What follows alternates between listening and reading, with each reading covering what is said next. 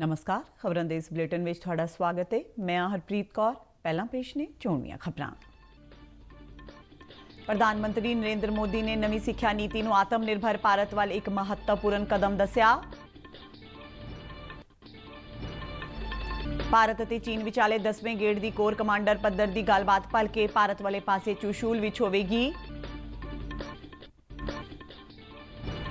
पंजाब विधान सभा का बजट इजलास 1 मार्च तो 10 मार्च तक चलेगा। पंजाब सरकार ने ड्राइविंग लाइसेंस ते रजिस्ट्रेशन सर्टिफिकेट के कागजी रूप की बजाय डिजिटल कापी नूं भी मानता दी। केंद्र सरकार ने इलैक्ट्रिक वाहनों ते भोजन पकाउण वाले उपकरणों की वरतों नूं उत्साहित करने लई गो इलैक्ट्रिक मुहिम की शुरुआत की। भारत ने 1 महीने दौरान 1 करोड़ तो वध लोगों का टीकाकरण करके रिकॉर्ड कायम किया।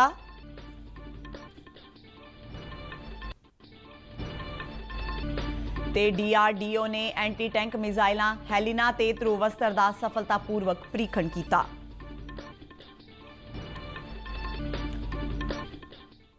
ते हुण खबरां विस्तार नाल। प्रधानमंत्री नरेंद्र मोदी ने नवी सिक्ख्या नीति नूं आत्मनिर्भर भारत अभियान का महत्वपूर्ण कदम दस्सिया है। पश्चिमी बंगाल की विश्व भारती यूनीवर्सिटी की सालाना कन्वोकेशन नूं वीडियो कांफ्रेंस राहीं संबोधन करदिआं प्रधानमंत्री ने कहा कि नवी सिक्ख्या नीति का ध्यान खोज ते नवीनता ते केंद्रित है। प्रधानमंत्री ने कहा कि दुनिया विच बहुत सारे लोग अतवाद अते हिंसक गतिविधियों नूं अंजाम दिंदे ने, पर महामारी के समय दौरान बहुत सारे साखर ते सूझवान लोग अपनियां जाना जोखम विच पा के हस्पतालों ते लैबां विच आम लोगों लई सेवा निभा रहे हैं। प्रधानमंत्री ने कहा कि ज्ञान ते शक्ति बहुत सारी जिम्मेवारी नाल हासिल होंदे ने। उन्हां विद्यार्थियों नूं अनेकता विच एकता दे सिद्धांत नूं बरकरार रखण दा सद्दा दिता। उन्हां कहा कि यह किसी विचारधारा करके नहीं बल्कि मानसिक स्थिति करके है। उन्हां कहा कि साडी नकारात्मक जां सकारात्मक मानसिकता साडे कदमां नूं निर्धारित करदी है। प्रधानमंत्री ने कहा कि यह साडे हत्थ विच है कि असीं समस्या जां हल दा रस्ता चुनना है। इन भावनाओं को हमें कभी भूलना नहीं है। पल पल जीवन के हर कदम पर देश की एकता अखंडितता के इस मंत्र को हमें याद भी रखना है, हमें जीना भी है। यही तो टैगोर का हमें संदेश है। प्रधानमंत्री ने सिक्ख्या ते बौद्धिकता के खेतर विच गुरुदेव रविंद्रनाथ टैगोर वालों पाए गए आलमी योगदान की शलाघा की। उन्होंने कहा कि गुरुदेव चाहते सन कि विश्व भारती यूनीवर्सिटी सचमुच एक आलमी सिक्ख्या संस्थान होवे। छत्रपति शिवाजी की जन्म वरेगंढ मौके उन्होंने याद करदिआं प्रधानमंत्री ने गुरुदेव रविंद्रनाथ टैगोर वालों शिवाजी ते लिखी गई एक कविता का विशेष तौर पर जिक्र किया। गुरुदेव का ये मॉडल ब्रह्म, त्याग और आनंद के मूल्यों से प्रेरित था। इसलिए उन्होंने विश्व भारती को सीखने का ऐसा स्थान बनाया जो भारत की समृद्ध धरोहर को आत्मसात करे, उस पर शोध करे और गरीब से गरीब की समस्याओं के समाधान के लिए काम करे। इस कन्वोकेशन विच पश्चिमी बंगाल के राज्यपाल ते यूनीवर्सिटी के चांसलर जगदीप धनखड़, केंद्रीय सिक्ख्या मंत्री डॉक्टर रमेश पोखरियाल निशंक ते सिक्ख्या राज मंत्री संजय धोत्रे मौजूद सन। कन्वोकेशन दौरान 2535 विद्यार्थियों को डिग्रियां प्रदान कीतियां गईयां। प्रधानमंत्री नरेंद्र मोदी वालों विद्यार्थियों, अध्यापकों ते मापियां नाल संवाद लई प्रोग्राम परीक्षा पे चर्चा लई 14 मार्च तक रजिस्ट्रेशन करवाई जा सकती है। परीक्षा पे चर्चा प्रोग्राम का चौथा संस्करण मार्च महीने वर्चुअल माध्यम राही कराया जाएगा। इस प्रोग्राम लई भागीदारां नूं माईगोव प्लेटफार्म वालों करवाई जाने वाली ऑनलाइन प्रतियोगिता राही चुनिया जाएगा। माईगोव प्लेटफार्म राही 9वीं तो 12वीं जमात के स्कूली विद्यार्थियों वालों परीक्षा संबंधी मानसिक तनाव नूं लैके सवाल भी भेजे जा सकते हैं, जिन्हां विचों कुछ चुने हुए सवालों नूं प्रोग्रामां विच शामिल किया जाएगा। इस प्रोग्राम लई देश भर विचों तकरीबन 2000 स्कूली विद्यार्थियों, अध्यापकों ते मापियां नूं ऑनलाइन लिखती प्रतियोगिता राही चुनिया जाएगा। चुने गए उम्मीदवार सूबियां ते केंद्र शासित प्रदेशों के हैडकुआटरां विच पहुंच के इस प्रोग्राम विच शमूलियत करनगे ते उम्मीदवारां नूं परीक्षा पे चर्चा दीआं विशेष किटां भी मुहैया करवाईआं जाणगीआं। प्रधानमंत्री नरेंद्र मोदी ने परीक्षा पे चर्चा के इस प्रोग्राम लिए विद्यार्थियों को इम्तिहानों दी तैयारियां कसण का सद्दा भी दिता है। प्रधानमंत्री ने विद्यार्थियों को तनाव मुक्त होकर खुशनुमा माहौल में परीक्षावां देने की अपील की। ਭਾਰਤ ਅਤੇ ਚੀਨ ਵਿਚਾਲੇ 10ਵੇਂ ਗੇੜ ਦੀ ਫੌਜੀ ਪੱਧਰ ਦੀ ਗੱਲਬਾਤ ਭਲਕੇ ਹੋਣ ਜਾ ਰਹੀ ਹੈ। ਇਹ ਗੱਲਬਾਤ ਪੂਰਬੀ ਲੱਦਾਖ ਦੇ ਭਾਰਤ ਵਾਲੇ ਪਾਸੇ ਚੁਸ਼ੂਲ ਵਿੱਚ ਹੋਵੇਗੀ, ਜਿਸ ਵਿੱਚ ਦੋਵੇਂ ਦੇਸ਼ਾਂ ਦੇ ਕੋਰ ਕਮਾਂਡਰ ਪੱਧਰ ਦੇ ਅਧਿਕਾਰੀ ਸ਼ਾਮਿਲ ਹੋਣਗੇ। ਮੀਟਿੰਗ ਦੌਰਾਨ ਪੂਰਬੀ ਲੱਦਾਖ ਸੈਕਟਰ ਦੀ ਪੈਂਗੋਂਗ ਝੀਲ ਦੇ ਦੋਵੇਂ ਕਿਨਾਰਿਆਂ ਤੋਂ ਫੌਜੀ ਹਟਾਏ ਜਾਣ ਤੋਂ ਬਾਅਦ ਹੋਰਨਾਂ ਵਿਵਾਦ ਵਾਲੇ ਸਰਹੱਦੀ ਬਿੰਦੂਆਂ ਤੋਂ ਫੌਜ ਨੂੰ ਪਿੱਛੇ ਹਟਾਉਣ ਦੇ ਵੱਖ-ਵੱਖ ਪਹਿਲੂਆਂ ਤੇ ਗੱਲਬਾਤ ਕੀਤੀ ਜਾਏਗੀ। ਬੀਤੇ ਦਿਨ ਪੈਂਗੋਂਗ ਸੋ ਖੇਤਰ ਵਿੱਚੋਂ ਦੋਵੇਂ ਹੀ ਦੇਸ਼ਾਂ ਵੱਲੋਂ ਆਪੋ ਆਪਣੇ ਫੌਜੀਆਂ ਦੀ ਵਾਪਸੀ ਨੂੰ ਮੁਕੰਮਲ ਕੀਤਾ ਗਿਆ ਹੈ ਤੇ ਸਮਝੌਤੇ ਮੁਤਾਬਕ ਅਗਲੇ ਗੇੜ ਦੀ ਗੱਲਬਾਤ 48 ਘੰਟਿਆਂ ਦਰਮਿਆਨ ਰੱਖੀ ਗਈ ਹੈ। 10ਵੇਂ ਗੇੜ ਦੀ ਇਸ ਗੱਲਬਾਤ ਵਿੱਚ ਗੋਗਰਾ, ਹਾਟ ਸਪ੍ਰਿੰਗਸ ਤੇ ਦੇਪਸਾਂਗ ਇਲਾਕਿਆਂ ਵਿੱਚੋਂ ਜਵਾਨਾਂ ਦੀ ਵਾਪਸੀ ਤੇ ਗੱਲਬਾਤ ਹੋਣ ਦੀ ਸੰਭਾਵਨਾ ਹੈ। ਮੌਜੂਦਾ ਸਮੇਂ ਦੋਹਾਂ ਦੇਸ਼ਾਂ ਵਿਚਾਲੇ ਦੇਪਸਾਂਗ ਵਿਵਾਦ ਦਾ ਬਿੰਦੂ ਨਹੀਂ ਹੈ, ਪਰ ਭਾਰਤ ਵੱਲੋਂ ਇਸ ਤੇ ਚਰਚਾ ਦਾ ਪ੍ਰਸਤਾਵ ਭੇਜਿਆ ਗਿਆ ਹੈ। ਪੈਂਗੋਂਗ ਸੋ ਦੇ ਉੱਤਰੀ ਤੇ ਦੱਖਣੀ ਭਾਗ ਵਿੱਚੋਂ ਫੌਜ ਨੂੰ ਪਿੱਛੇ ਹਟਾਉਣ ਦਾ ਅਮਲ 11 ਫਰਵਰੀ ਨੂੰ ਸ਼ੁਰੂ ਹੋਇਆ ਸੀ, ਜਿੱਥੇ ਪਿਛਲੇ ਤਕਰੀਬਨ 9 ਮਹੀਨਿਆਂ ਤੋਂ ਦੋਵੇਂ ਫੌਜਾਂ ਆਮੋ-ਸਾਹਮਣੇ ਸਨ। ਪੂਰਬੀ ਲੱਦਾਖ ਦੀ ਗਲਵਾਨ ਘਾਟੀ ਵਿੱਚ ਪਿਛਲੇ ਵਰੇ ਜੂਨ ਮਹੀਨੇ ਦੌਰਾਨ ਭਾਰਤੀ ਤੇ ਚੀਨੀ ਫੌਜੀਆਂ ਦਰਮਿਆਨ ਹੋਈਆਂ ਝੜਪਾਂ ਤੋਂ ਬਾਅਦ ਚੀਨ ਨੇ ਪਹਿਲੀ ਵਾਰੀ ਮੰਨਿਆ ਹੈ ਕਿ ਉਹਨਾਂ ਝੜਪਾਂ ਵਿੱਚ ਉਸਦੇ 5 ਫੌਜੀ ਮਾਰੇ ਗਏ ਸਨ। ਚੀਨ ਦੇ ਸਰਕਾਰੀ ਮੀਡੀਆ ਵੱਲੋਂ ਜਾਰੀ ਰਿਪੋਰਟ ਮੁਤਾਬਕ ਕੇਂਦਰੀ ਮਿਲਟਰੀ ਕਮਿਸ਼ਨ ਨੇ ਗਲਵਾਨ ਦੀਆਂ ਝੜਪਾਂ ਵਿੱਚ ਮਾਰੇ ਗਏ 5 ਚੀਨੀ ਫੌਜੀਆਂ ਦੇ ਨਾਂ ਜਾਰੀ ਕੀਤੇ ਨੇ। ਚੀਨੀ ਮੀਡੀਆ ਮੁਤਾਬਕ ਇਹ ਫੌਜੀ ਖਰਾਕੁਰਮ ਦੀਆਂ ਪਹਾੜੀਆਂ ਵਿੱਚ ਤਾਇਨਾਤ ਸਨ, ਜਿੱਥੇ ਸਰਹੱਦੀ ਵਿਵਾਦ ਦੇ ਚਲਦਿਆਂ ਭਾਰਤੀ ਫੌਜੀਆਂ ਨਾਲ ਇਹਨਾਂ ਦੀਆਂ ਝੜਪਾਂ ਹੋਈਆਂ ਸਨ। ਗਲਵਾਨ ਘਾਟੀ ਵਿੱਚ ਝੜਪਾਂ ਤੋਂ ਬਾਅਦ ਚੀਨ ਨੇ ਆਪਣੇ ਫੌਜੀਆਂ ਦੇ ਮਾਰੇ ਜਾਣ ਬਾਰੇ ਕੋਈ ਖੁਲਾਸਾ ਨਹੀਂ ਸੀ ਕੀਤਾ, ਜਦਕਿ ਭਾਰਤ ਦੇ 20 ਜਵਾਨ ਇਹਨਾਂ ਝੜਪਾਂ ਵਿੱਚ ਸ਼ਹੀਦ ਹੋ ਗਏ ਸਨ। ਮਾਰੇ ਗਏ ਚੀਨੀ ਫੌਜੀਆਂ ਵਿੱਚ ਇੱਕ ਰੈਜੀਮੈਂਟ ਦਾ ਕਮਾਂਡਰ ਤੇ 4 ਸਿਪਾਹੀ ਸ਼ਾਮਿਲ ਸਨ। ਪੰਜਾਬ ਵਿਧਾਨ ਸਭਾ ਦਾ ਬਜਟ ਇਜਲਾਸ 1 ਮਾਰਚ ਤੋਂ 10 ਮਾਰਚ ਤੱਕ ਹੋਵੇਗਾ। ਅੱਜ ਚੰਡੀਗੜ੍ਹ ਵਿੱਚ ਮੁੱਖ ਮੰਤਰੀ ਕੈਪਟਨ ਅਮਰਿੰਦਰ ਸਿੰਘ ਦੀ ਅਗਵਾਈ ਵਿੱਚ ਹੋਈ ਕੈਬਨਿਟ ਮੀਟਿੰਗ ਦੌਰਾਨ ਇਸ ਨੂੰ ਪ੍ਰਵਾਨਗੀ ਦਿੱਤੀ ਗਈ।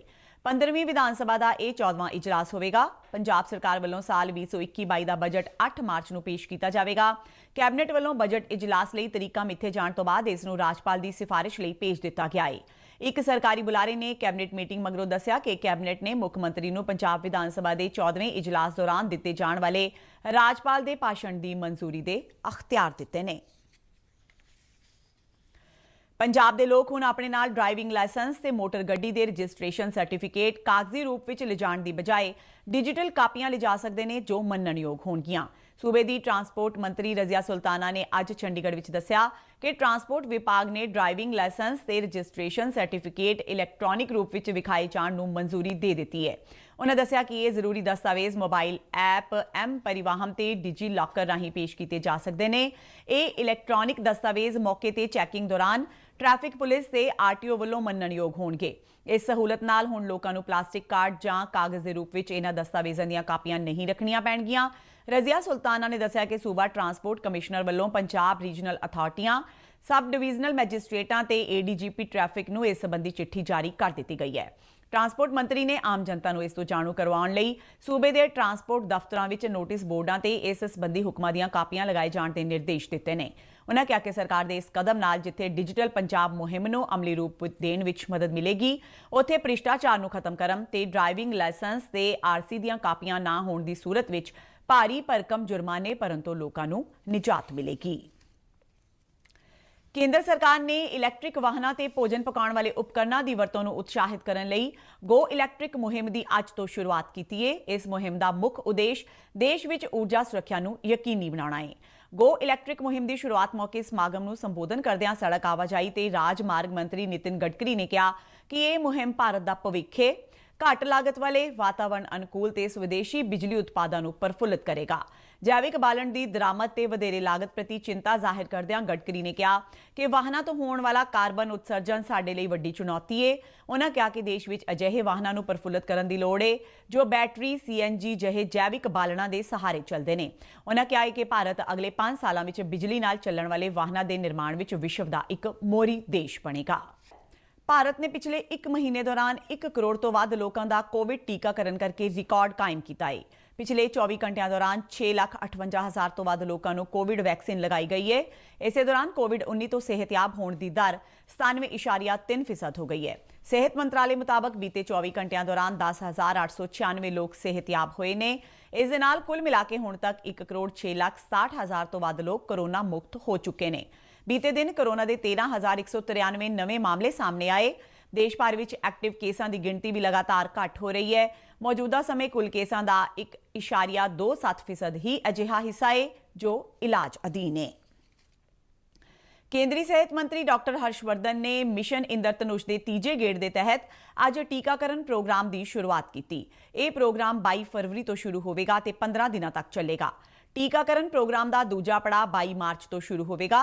ਟੀਕਾਕਰਨ ਮੁਹਿੰਮ ਦੀ ਸ਼ੁਰੂਆਤ ਮੌਕੇ ਸਮਾਗਮ ਨੂੰ ਸੰਬੋਧਨ ਕਰਦਿਆਂ ਸਿਹਤ ਮੰਤਰੀ ਡਾਕਟਰ ਹਰਸ਼ਵਰਧਨ ਨੇ ਇਸ ਅਭਿਆਨ ਵਿੱਚ ਸ਼ਾਮਲ ਹੋਏ ਸਾਰੇ ਮੁੱਖ ਮੰਤਰੀਆਂ ਤੇ ਅਧਿਕਾਰੀਆਂ ਦਾ ਧੰਨਵਾਦ ਕੀਤਾ ਤੇ ਕਿਹਾ ਕਿ ਸਾਨੂੰ ਇਸ ਮਿਸ਼ਨ ਦੇ ਤਹਿਤ 100% ਟੀਕਾਕਰਨ ਦਾ ਸੰਕਲਪ ਲੈਣਾ ਚਾਹੀਦਾ ਹੈ। ਉਹਨਾਂ ਕਿਹਾ ਕਿ ਸਰਕਾਰ ਨੇ ਬਜਟ ਵਿੱਚ ਸਿਹਤ ਸੰਬੰਧੀ ਸੈਕਟਰ ਨੂੰ ਸਰਵਉੱਚ ਤਰਜੀਹ ਦਿੱਤੀ ਹੈ ਤੇ ਵਿੱਤ ਆਯੋਗ ਨੇ ਵੀ ਆਪਣੀ ਰਿਪੋर्ट ਵਿੱਚ ਸਿਹਤ ਸੈਕਟਰ ਨੂੰ ਮਹੱਤਵਪੂਰਨ ਸਥਾਨ ਦਿੱਤਾ ਹੈ।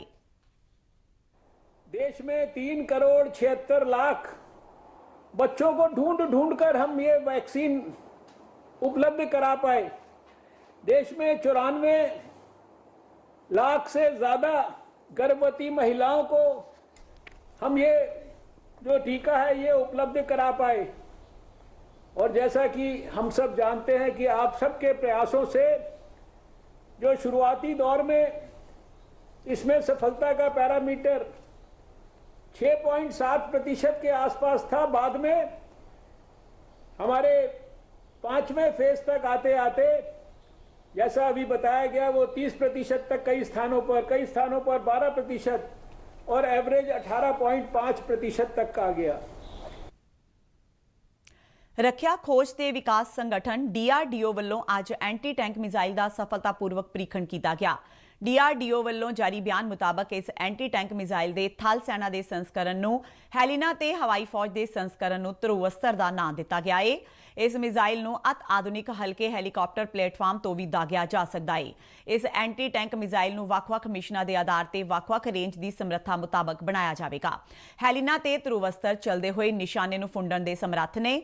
ਹੈਲੀਨਾ ਤੀਜੀ ਪੀੜ੍ਹੀ ਦੀ ਐਂਟੀ ਟੈਂਕ ਮਿਜ਼ਾਈਲ ਹੈ ਜਿਸ ਲਈ ਨਿਸ਼ਾਨੇ ਨੂੰ ਪਹਿਲਾਂ ਲੌਕ ਕੀਤਾ ਜਾਂਦਾ ਹੈ ਤੇ ਫਿਰ ਦਾਗਿਆ ਜਾਂਦਾ ਹੈ।